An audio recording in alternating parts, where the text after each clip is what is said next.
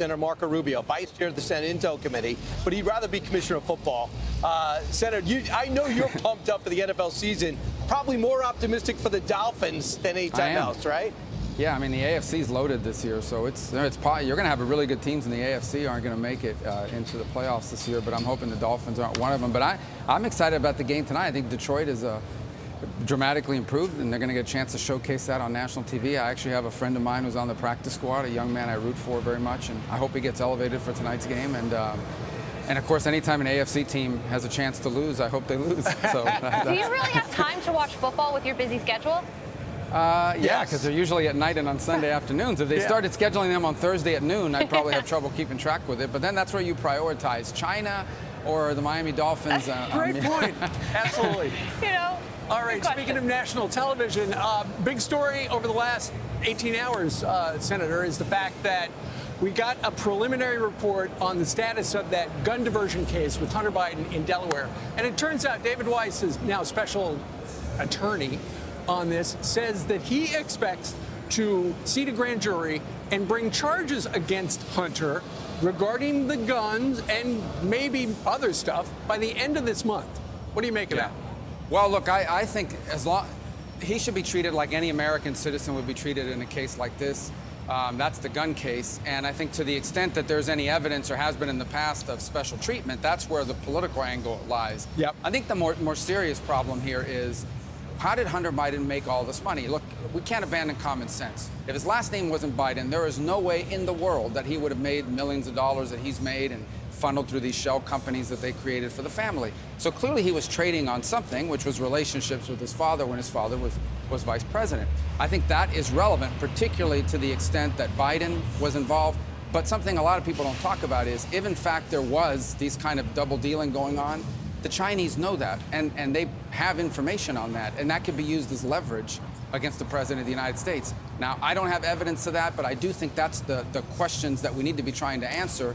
If there's evidence, it needs to be brought forward, and if there isn't, then there isn't. But it's a serious question, and there's real anecdotal and preliminary indications that it's something worth looking into seriously.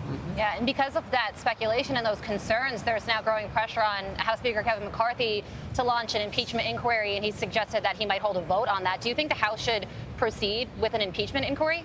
Well, let me tell you, I'm not an impeachment fan, all right? Because I do a lot of foreign policy work. Like Peru, impeachment's become like the national sport, right? They impeach every president. I don't want that. That's disruptive. The Chinese look at that, and it encourages them to be more aggressive because America looks dysfunctional. Now, that said, my understanding is that the reason why they would do an impeachment inquiry is not so much to lead to impeachment per se, although that's where it could lead potentially, but because it's a way to gain evidence that they can't get right now. Their subpoenas are being ignored, the courts are not enforcing them. An impeachment inquiry can potentially allow them to gather evidence that either proves that there's nothing here, as the Democrats claim, or there is, and we need to address it. So, but I'm not rooting for impeachment. I want Joe Biden to lose an election. And or whoever the Democratic nominee is, because I don't think it's good for the country.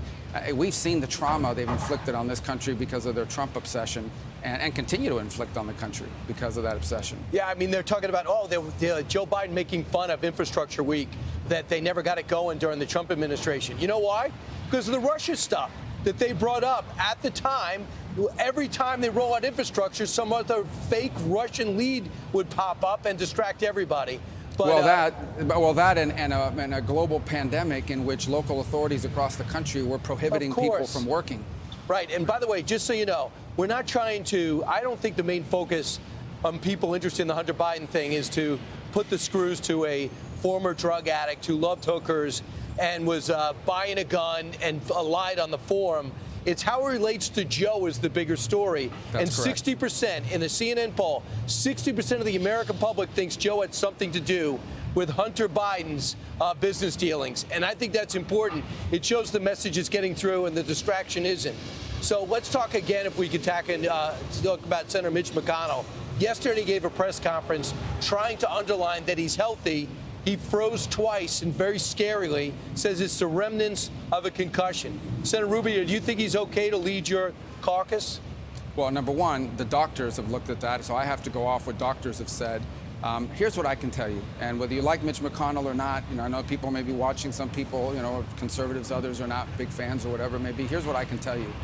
He is I've never, in my interactions with him since he had that fall, has he ever appeared to me to be a different person than he was before that fall. Now, obviously, those are scary incidents because they're in front of the whole country. But he knows everything that's going on. He has a plan A, B, and C for every direction. He speaks out and he's operating exactly as he did before. I happen to have, believe it or not, an extensive conversation with him yesterday for a few minutes about football, college football conference realignment. And he was entirely familiar with what was happening. He knew all the rationale behind it. He understood the money that was driving it. So I have not seen anything different. Now, those are scary things, and obviously I'm glad he's been transparent and talked about what it's the remnants of. Now, there are people out there in the world that don't like him and don't want him to be majority leader for other reasons, but it is nothing in comparison to what we see on a daily basis from the President of the United States. Mitch McConnell, for example, does not control the nuclear arsenal of the United States. The guy who often forgets where he is does, and there's a big difference. Indeed. And Senator, I have a feeling, in addition to college football, you probably talked to Mr. McConnell, Senator McConnell, about your labor report. You're just releasing it. It's called The State of the Working and Non-Working Man. Give us the highlights of it. I think the highlight of it is that if you look at the unemployment numbers among working-age men, we have as many unemployed working-age men today as we did during the Great Depression. And the reason why is because it's not just the unemployment number, which is the percentage of people looking for work that are not working. It's the percentage of people able to work that are not working. And there are a couple reasons for it. One is sociological. There's something happening in our culture and in our society about that. But the other is the types of jobs being created. If you think about what were the jobs that working age men without college degrees did, raised families on, built communities on. They worked in factories, they worked in industry, they worked in construction, they worked in these trades, they worked these jobs where you take a shower after work, not before work. Those are the jobs that have disappeared primarily since we started treating China 30 years ago like a normal country, and we allowed them to take all these jobs. So today we're a country that no longer makes things like we used to, build things like we used to, and the result is the kinds of jobs that working age males once filled, there are less of them, and there are less of them that pay enough. And I think that's a big factor. So when we talk about the national interest, we have to be a country that makes things and builds things again because, number one, it leaves us dependent on other countries if we can't, and number two, because it's a source of good paying jobs, particularly for working age men. Yeah, Senator, there's also a new CNN poll out this morning. The question is, do you think President Biden's policies have improved or worsened economic conditions in the United States? That's the key question, and I have a feeling the Biden administration is going to wake up this morning not liking the answer. 58% of people say that his policies have worsened the economic condition in this country. 24% say that things have improved. 18% say no effect whatsoever. What's your reaction to that poll? Well, I think the reaction to that poll reveals the difference between what the experts involved in Washington and New York and on television are always talking about with these economic numbers and the reality of people who have seen their cost of living on basic things go up 200% in the last 2 years. I mean, whose salary has increased, doubled in the last 2 years? Who's seen that sort of increase when you talk about all the basics from food, housing, things of that nature? And so I think a lot of our economic numbers today are out of touch.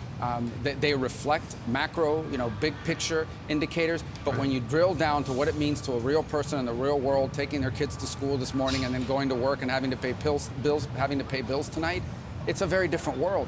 And that's what that poll reflects, is that these elites and people in positions of power talk one way, but the real life experience of real people looks very different. And Senator, here's what's maddening. We have a situation where gas prices are going up and production with the Saudis and Russians are going down. And the president chose yesterday to cut off drilling in Alaska, which Congress approved, while selling off the fence, which we paid for, pennies on the dollar, which Congress is about to mandate be put up. How is this allowed to happen?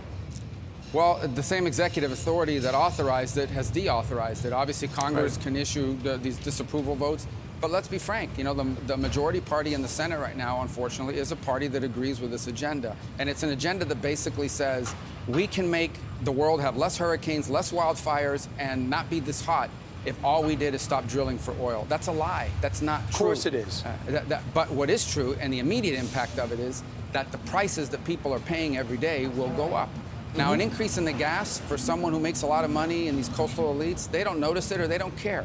But for working people who every day have to go out and drop their kids off at school and then drive really far to work and then come back again in the afternoon, it's taking a huge bite and it's making them more insecure, and it's reflected in that poll that you just saw. It shows they don't care. And it's incredible that the Biden administration would make that move given the economic numbers, but I guess that's his prerogative.